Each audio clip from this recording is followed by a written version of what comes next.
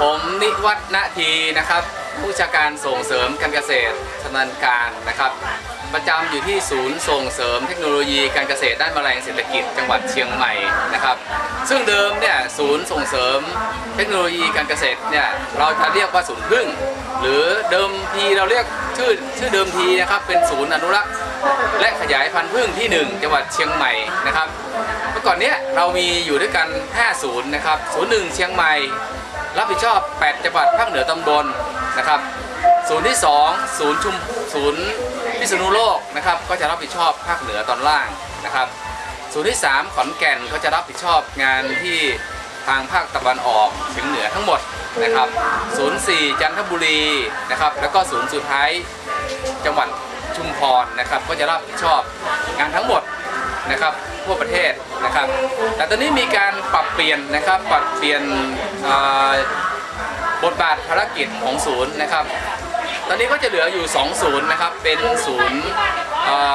ส่งเสริมเทคโนโลยีการเกษตรด้านแมลงเศรษฐกิจ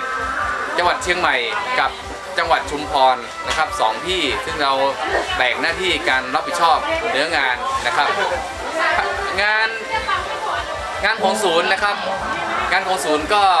จะรับผิดชอบ8จังหวัดภาคเหนือตอนบนก็จะมีจังหวัดเชียงใหม่ลำพูนลำปางเชียงรายแม่ฮ่องสอนแพร่น่านนะครับ8จังหวัดนะครับซึ่งในเนื้องานของเราเนี่ยครับในเนื้องานของเราก็จะหรือเรียกอีกอย่างหนึ่งว่าเป็นวิสัยทัศน์ของงานนะครับวิสัยทัศน์ของงานส่งเสริมนะครับก็จะมุ่งมั่นส่งเสริมวิจัยนะครับและพัฒนาการเลี้ยงผึ้งและแมลงเศรษฐกิจนะครับให้ได้มาตรฐานนะครับ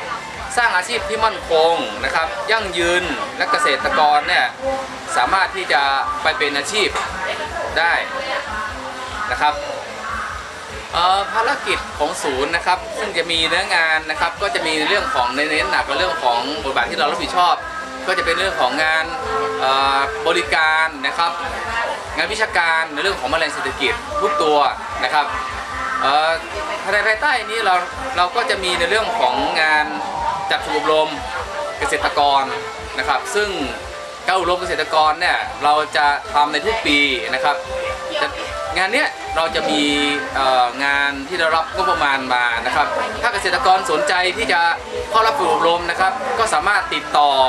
นะครับหรือจะลงจองไว้ก่อนนะครับที่ศูนย์แมลงเศรษฐกิจเนี่ยนะครับเราก็จะมีหลักสูตรแต่ละหลักสูตรที่ศูนย์ถ้าสนใจนะครับหรือจะเข้าไปในอีเมลของศูนย์ก็ได้นะครับอีกอันนึงนะครับก็จะเป็นในเรื่องของงานทำจุดเรียนรู้